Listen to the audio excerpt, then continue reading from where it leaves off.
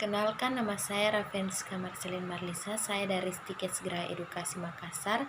Di sini saya akan memaparkan materi tentang manajemen keperawatan. Materi yang akan kita bahas pertama yaitu perencanaan pada manajemen. Perencanaan merupakan proses terpenting dalam manajemen. Tanpa perencanaan, fungsi-fungsi lain ini tidak dapat dilaksanakan dengan baik. Berdasarkan jangka waktu, perencanaan dibagi menjadi 3, yaitu perencanaan jangka waktu pendek, menengah, dan panjang. Elemen perencanaan yaitu sasaran. Sasaran adalah hal yang ingin dicapai oleh semua individu, kelompok, dan juga organisasi. Sasaran dapat dibagi menjadi 2 kelompok, yaitu sasaran state goal dan juga sasaran real. State goals adalah sasaran yang dinyatakan organisasi kepada masyarakat luas, sedangkan sasaran real sasaran yang betul-betul diinginkan oleh perusahaan. Sedangkan rencana atau plan itu merupakan dokumen yang digunakan untuk mencapai sesuatu tujuan. Rencana biasanya mencakup alokasi sumber daya, jadwal, dan tindakan-tindakan lainnya. Ada 4 tahapan dalam perencanaan. Yang pertama, menentukan tujuan. Yang kedua, merumuskan masalah. Yang ketiga, mengidentifikasi hambatan. Yang keempat, menetapkan dan mengembangkan perencanaan tersebut. Adapun tujuan dari perencanaan: 1. Sebagai standar pengawas.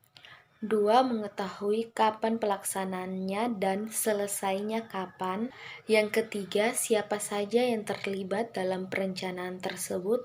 Yang keempat, meminimalkan kegiatan yang tidak produktif dan menghemat biaya. Yang kelima, memadukan beberapa sub kegiatan. Yang keenam, mendeteksi hambatan apa saja yang akan kita temui. Yang ketujuh, mengarahkan pada pencapaian tujuan. Ada juga manfaat perencanaan. 1. Standar pelaksanaan dan pengawasan. 2. Yang kedua, pemilihan alternatif terbaik. Yang ketiga, penyusunan skala prioritas. Yang keempat, menghemat pemanfaatan sumber daya organisasi. Yang kelima, membantu manajer menyesuaikan diri dengan perubahan lingkungan.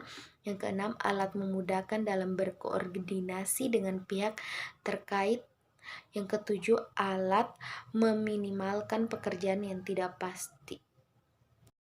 Kita masuk pada materi berikut, yaitu manajemen konflik.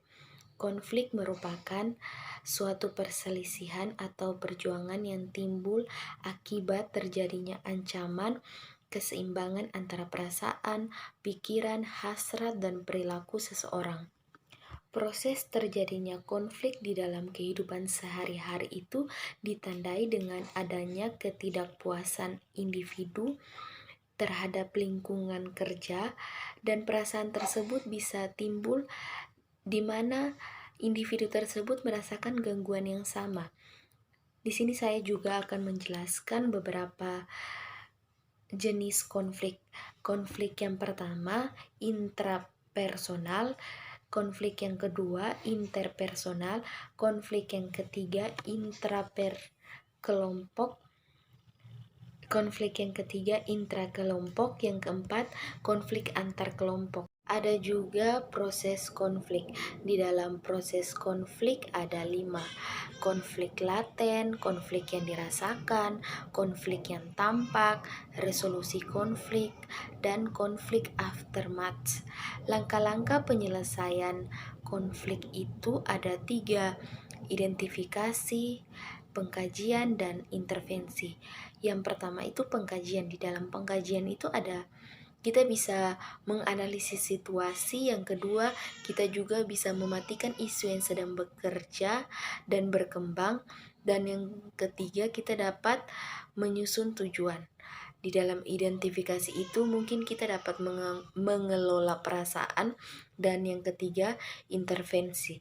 Di dalam intervensi itu kita masuk pada konflik yang diyakini dapat diselesaikan dengan baik dan juga dapat menyelesaikan dalam menyeleksi.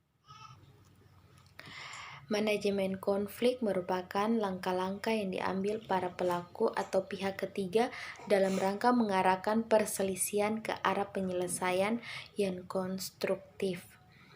Terdapat dua hal yang memegang peran penting dalam keberhasilan penyelesaian konflik. Yang pertama, menentukan besarnya konflik, dan yang kedua, gaya penanganan konflik. Di dalam gaya penanganan konflik ada 5 hal. Yang pertama, problem solving, yang kedua, smoothing, yang ketiga, forcing, yang keempat, avoiding, yang kelima, compromising. Materi selanjutnya yang akan saya jelaskan di sini tentang teori, konsep, dan prinsip dasar kepemimpinan keperawatan. Pengertian kepemimpinan menurut Stoner yaitu suatu proses mengarahkan dan mempengaruhi anggota dan aktivitas yang harus dilakukan. Proses kepemimpinan dalam pelayanan keperawatan ada 7. Yang pertama, seorang yang belajar seumur hidup. Yang kedua, berorientasi pada pelayanan. Yang ketiga, membawa energi yang positif. Yang keempat, percaya pada orang lain. Yang kelima, keseimbangan dalam kehidupan. Yang keenam, melihat kehidupan sebagai tantangan sinergi. Yang ketujuh, latihan mengembangkan diri sendiri. Adapun peran dan fungsi kepemimpinan dalam keperawatan. Peran. Di sini peran dapat mencakup cara mengarahkan, menunjukkan jalan, mensupervisi, mengawasi tindakan staf, mengkoordinasi kegiatan yang sedang atau dilakukan. Yang materi selanjutnya yang akan saya bahas yaitu tentang teori, konsep, dan prinsip dasar kepemimpinan di dalam keperawatan. Pengertian kepemimpinan menurut Stoner, suatu proses mengarahkan dan mempengaruhi anggota dalam aktivitas yang harus dilakukan. Adapun kepemimpinan dalam pelayanan keperawatan. 1. Seseorang yang belajar seumur hidup. 2. Berorientasi pada pelayanan. 3. Membawa energi positif. 4. Percaya pada orang lain. 5. Keseimbangan dalam kehidupan. 6. Melihat kehidupan sebagai tantangan sinergi. 7. Latihan mengembangkan diri sendiri. Adapun peran dan fungsi kepemimpinan dalam keperawatan. Kegiatan tersebut mencakup cara mengarahkan, menunjukkan jalan, mensupervisi, mengawasi tindakan staf, dan mengkoordinasi kegiatan yang sedang atau akan dilakukan, dan juga memotivasi dan pengendalian. Sedangkan dalam fungsi kepemimpinan itu ada 5. Yang pertama, fungsi instruktif. Yang kedua, fungsi konsultatif. Yang ketiga, fungsi partisipatif. Yang keempat, fungsi delegasi. Dan yang kelima, fungsi pengendalian. Kita masuk pada materi yang terakhir yaitu konsep konferensi dan proses timbang terima. Konferensi terdiri dari 2 bagian yaitu pre-conference dan post-conference. Pre-conference adalah komunikasi tim dan perawat pelaksana setelah selesai operan untuk rencana kegiatan pada shift tersebut yang dipimpin oleh ketua tim atau penanggung jawab tim. Jika yang dinas pada tim tersebut hanya 1 orang, maka pre-conference tidak ditiadakan.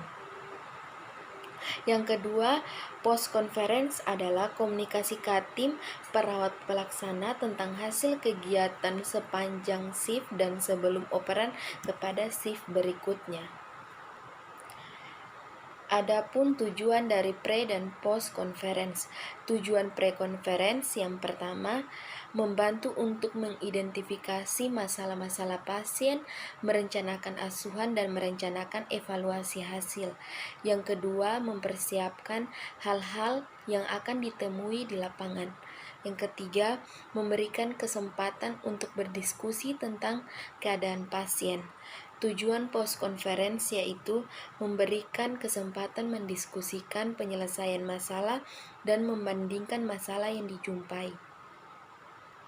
Di sini juga saya akan menjelaskan sedikit syarat tentang pre dan post conference.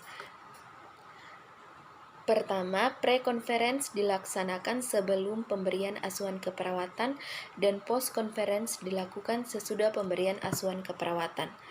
Yang kedua, waktu efektif yang diperlukan 10-15 menit. Yang ketiga, topik yang dibicarakan harus dibatasi, umumnya tentang keadaan pasien, perencanaan tindakan, dan rata-rata yang perlu ditambahkan. Dan yang keempat, yang terlibat dalam conference adalah kepala ruangan, ketua tim, dan anggota tim. Adapun pedoman pelaksanaan conference. Yang pertama, sebelum dimulai, tujuan conference harus dijelaskan terlebih dahulu. Yang kedua, diskusi harus mencerminkan proses dan dinamika kelompok. Yang ketiga, pemimpin mempunyai peran untuk menjaga fokus diskusi tanpa mendominasikan dan memberi umpan balik. Yang keempat, pimpinan harus merencanakan topik yang penting secara periodik. Yang kelima, ciptakan suasana diskusi yang mendukung peran serta keinginan mengambil tanggung jawab. Yang ketujuh, ruangan diskusi diatur sehingga dapat tatap muka pada saat diskusi. Yang kedelapan, pada saat menyimpulkan conference, ringkasan diberikan oleh pimpinan dan kesesuaiannya dengan situasi lapangan. Di sini juga ada panduan perawat pelaksana dalam melaksanakan konferensi. Yang pertama, konferensi dilakukan setiap hari segera setelah dilakukan pergantian dinas pagi atau sore. Yang kedua, konferensi dihadiri oleh perawat pelaksana. Yang ketiga, penyampaian perkembangan dan masalah klien berdasarkan hasil evaluasi kemarin dan kondisi klien yang dilaporkan oleh dinas malam. Kita masuk pada konsep dasar timbang terima pasien.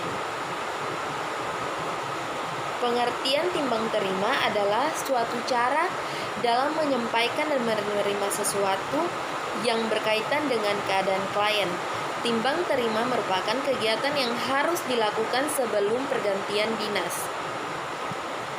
Adapun tujuan dari timbang terima, yang pertama, menyampaikan kondisi atau keadaan pasien secara umum. Yang kedua, penyampaian hal-hal penting yang perlu ditindaklanjuti oleh dinas berikutnya. Yang ketiga, tersusunnya rencana kerja untuk dinas berikutnya. Adapun manfaat timbang terima, manfaat perawat dan pasien. Bagi perawat, manfaat timbang terima adalah meningkatkan kemampuan komunikasi antar perawat, menjalin hubungan kerjasama, dan bertanggung jawab antar perawat, pelaksana asuhan keperawatan terhadap pasien yang berkesinambungan. Perawat dapat mengikuti perkembangan pasien secara paripurna, sedangkan bagi pasien itu saat proses timbang terima, pasien dapat menyampaikan masalah secara langsung bila ada yang belum terungkap di dalam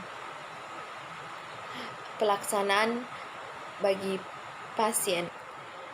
Adapun prinsip timbang terima, yang pertama, kepemimpinan dalam timbang terima. Yang kedua, pemahaman tentang timbang terima pasien. Yang ketiga, peserta yang mengikuti timbang terima pasien. Yang keempat, waktu timbang terima pasien. Yang kelima, proses timbang terima pasien. Di sini juga saya akan menjelaskan sedikit tentang efek dan dokumentasi timbang terima. Efek timbang terima ada 5. Yang pertama, efek fisiologis. Yang kedua, efek psikososial. Yang ketiga, efek kinerja. Yang keempat, efek terhadap kesehatan. Yang kelima, efek terhadap keselamatan kerja. Selanjutnya, dokumentasi tentang timbang terima. Pertama, identitas pasien, yang kedua diagnosa medis pasien, yang ketiga dokter yang menangani, yang keempat kondisi umum pasien, yang kelima masalah keperawatan, yang keenam intervensi yang sudah dilakukan, yang ketujuh intervensi yang belum dilakukan, yang kedelapan tindakan kolaborasi, yang kesembilan rencana umum dan persiapan lain, yang kesepuluh tanda tangan dan nama terang. Sekian dari materi yang saya jelaskan tadi, kurang lebihnya saya minta maaf. Terima kasih.